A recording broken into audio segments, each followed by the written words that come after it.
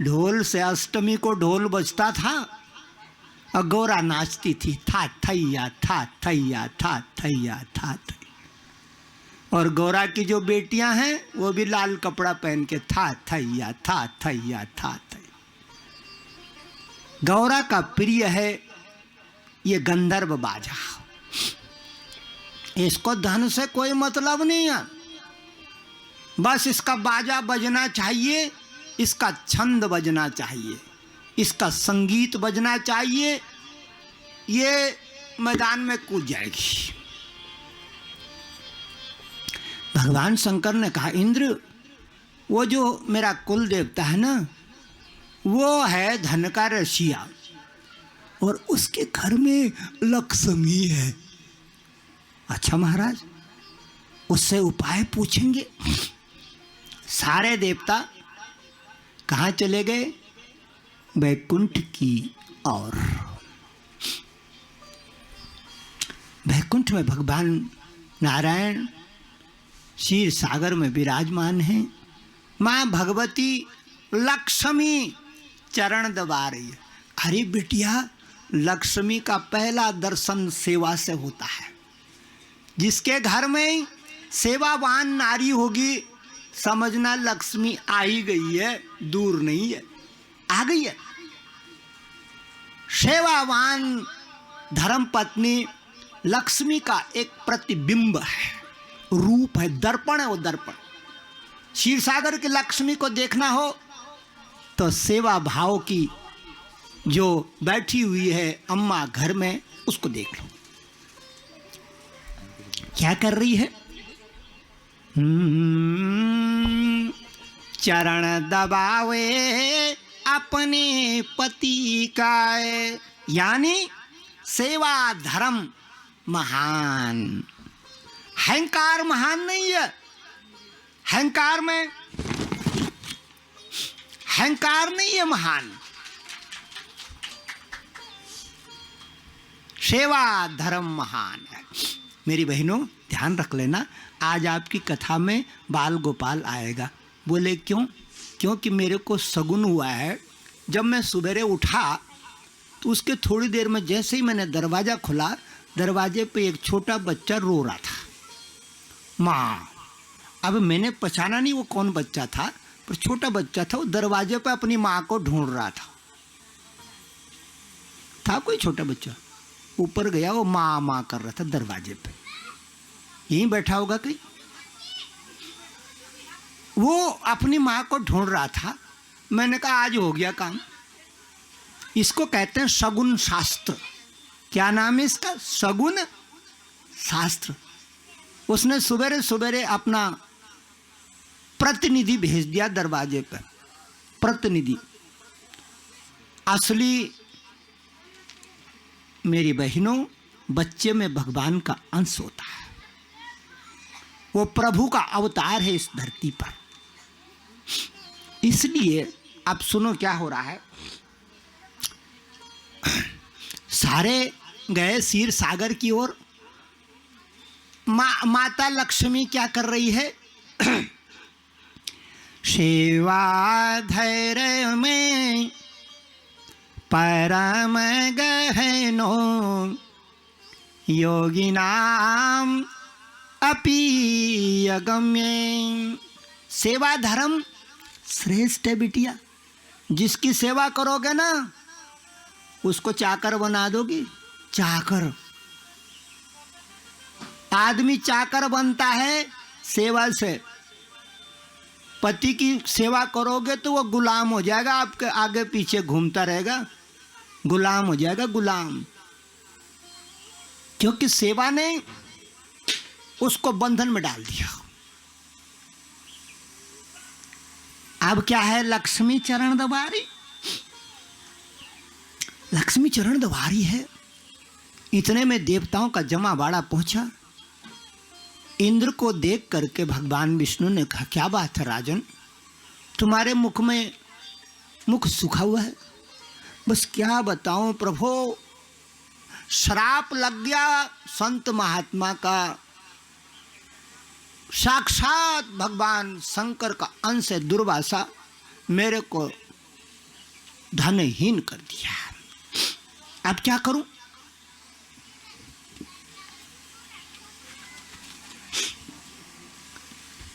क्या करना चाहिए?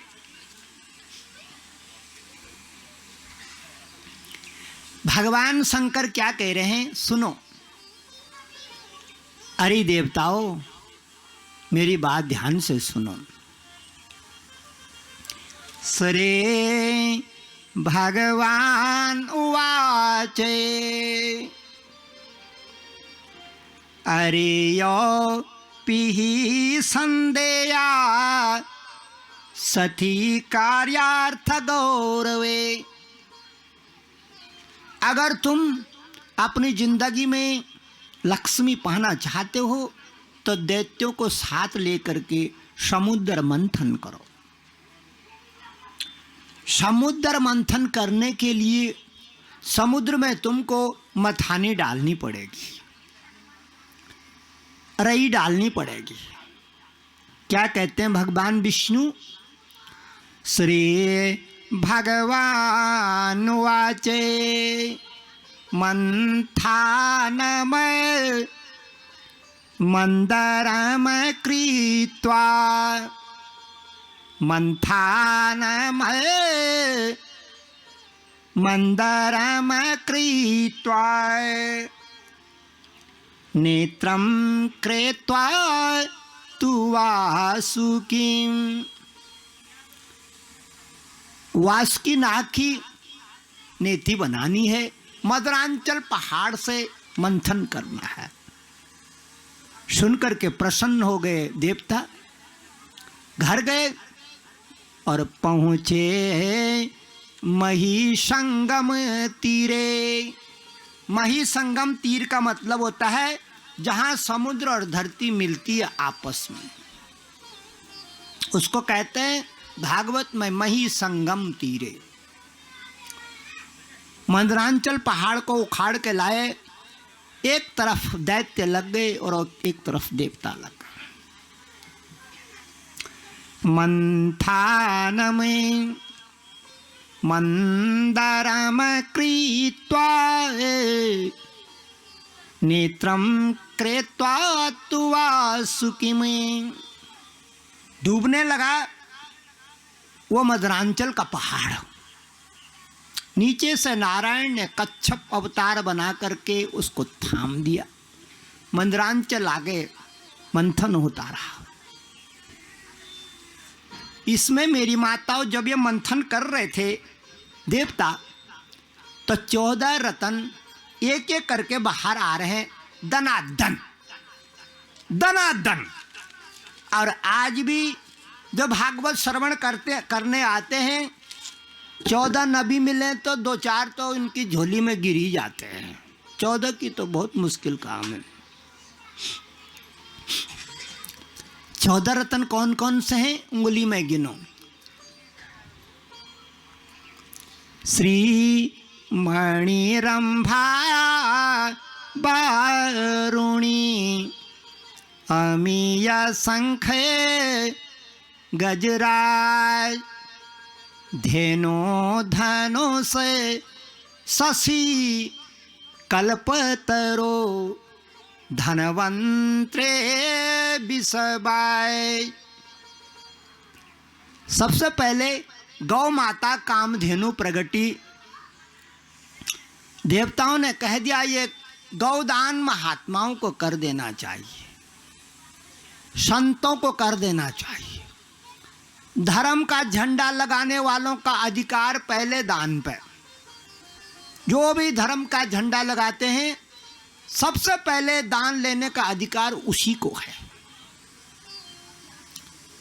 तो गौ धर्म का जिन्होंने ध्वजा उठाई थी उनको दान हो गई। संत महात्मा ब्राह्मण उनको गौदान कर दिया बड़े प्रेम से।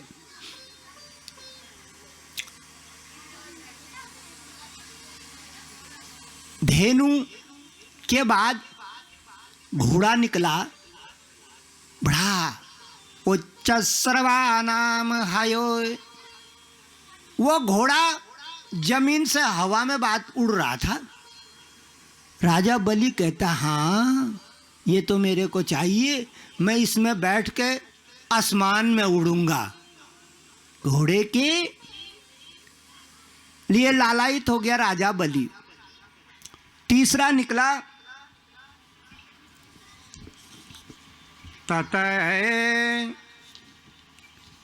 ततः ऐरावतो नाम, ततः ऐरावतो नाम, वारुणेन्द्रो विनिर्गतः। ऐरावत नाम का हाथी प्रकट गया, सफेद। इंद्र ने ऐरावत हाथी पे अपना आसन लगा दिया। आगे मंथन बढ़ रहा है, आगे मंथन बढ़ रहा है। भांति भांति के रत्न निकल रहे हैं। कभी चंद्रमा निकल रहा है जो भगवान शंकर के माथे पे चला गया, कभी कौस्तुभ मणि निकल रही है जो भगवान विष्णु को अर्पण हुई। भांति भांति के रत्न निकल रहे हैं। इतने में अप्सराएं निकल गई। अप्सराएं लाल पीले वस्त्र धारण करने वाली देवियां। अप्सराएं उसको बोलते हैं मेरी बहनों, जिसको आदमी देखता है और चिटपट, उसको कहते हैं अप्सरा। बस देखा वो खत्म। इनके अंदर ऐसा क्या गुण होगा कि जो आदमी देख करके चितपट हो जाए, उसे उठा कर ले जाना पड़े, बेहोश हो जाता। होगा कुछ ना कुछ गुण। देव, ये तो देवियां हैं ना, न जाने क्या सुंघा देती हैं जड़ी बूटी आदमी को। रंभा मेनका तिलोत्तमाएं प्रकटने लगी समुद्र से। रंभा, मेनका तो आपने सुनाई है ना, मेनका अप्सरा जिसने विश्वामित्र का बंटाधार कर दिया था। शकुंतला प्रकट गई, और शकुंतला का पुत्र भरत, जिसके नाम से सारे संसार में भारत वर्ष प्रसिद्ध हो गया। अब क्या हुआ? मेनका, रंभा, तिलोत्तमा प्रकट रही है। इंद्र कहता है मेरे स्वर्ग में जाओ, मेरे स्वर्ग में बाजा बजाओ, मेरे स्वर्ग में गीत गाओ, मृदंग बजाओ, खुद भी नाचो, दुनिया को भी नचाओ। अप्सराएं प्रसन्न। तिलोत्तमा खड़ी है ठुड्डी पर हाथ लगा के। तिलोत्तमा का मतलब जानती हूँ, मेनका का मतलब तो जान गई। तिलोत्तमा का मतलब जानती हूँ? तिलोत्तमा का मतलब होता है जिसकी ठुड्डी पे तिल का निशान है। इसीलिए हमारी बच्चियां आजकल 1000-2000 दे के ब्यूटी पार्लर से यहाँ तिल खुदवा देती है। जबरदस्ती है नहीं, नकली तिल। नकली बेटी ने नकली तिल खुदवा दिया, उससे गुणी थोड़ी हो जाएगी तिलोत्तमा की तरह। लेकिन नहीं, तिल खुदवाना है। तो तिल खुदवाने से वो सोचती है न जाने क्या हो जाएगा। हाँ, इतना तो फर्क पड़ता है कि दाग नहीं लगता उस पर। जिसने तिल खुदवाया होगा उस पर दाग नहीं लगता, इसलिए बाजे बाजे कपाल में कोयला घुस देती है। शादी ब्याह होती है ना बच्चों की, तो श्रृंगार करके आती, माँ कहती इसके मुंह में कोयला पूत दो। अरे भाई, अच्छा खासा 5-10 हजार रुपये खर्च करके आई, तो कोयला फूट रही है इसके मुंह पे। बोले नहीं नहीं, दाग लग जाएगा, नजर लग जाएगी, इसकी ठुड्डी में कोयला फूट दो। तो उसको कहते हैं भागवत में तिलोत्तमा। ये अप्सराएं स्वर्ग में भागने लगे। आगे बढ़ा, समुद्र मंथन से जो सबसे पहले जहर निकला था, उसने जब दुनिया को मिटाना शुरू कर दिया, हड़बड़ी मच गई। भगवान शंकर को बुलाना पड़ा उस जहर को हजम करने के लिए। समुद्र मंथन आगे बढ़ रहा है।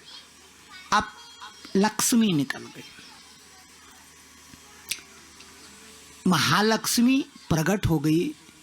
और जब महालक्ष्मी प्रकट हो गई, इंद्र नाचने लगा, बोले अब तो हो गया काम, अब मेरा काम तो हो गया। लक्ष्मी प्रकट हो गई। इंद्र पूजन करने लगा लक्ष्मी का, भांति भांति की वस्तुओं से पूजन किया, माता का आशीर्वाद लेने लगा। माता ने जयमाला हाथ पर पकड़ करके घूमी, कोई वर नहीं मिला। इतने में नारायण के गले में क्या डाल दी? जयमाला। जयमाला डाल दी। लक्ष्मी नारायण भगवान की जय। मंथन आगे बढ़ रहा था, लक्ष्मी भी लोगों ने देख ली। आगे मंथन बढ़ रहा था, इतने में लक्ष्मी तो उन्होंने देखी। लक्ष्मी के थे पीले कपड़े। कैसे कपड़े पहनती है बिटिया लक्ष्मी? ज्यादातर पीले, और तंत्र में लाल पहनती है। इसके बाद में लोगों ने क्या देखा कि एक देवी तो लक्ष्मी, एक देवी और निकल गई समुद्र के अंदर से।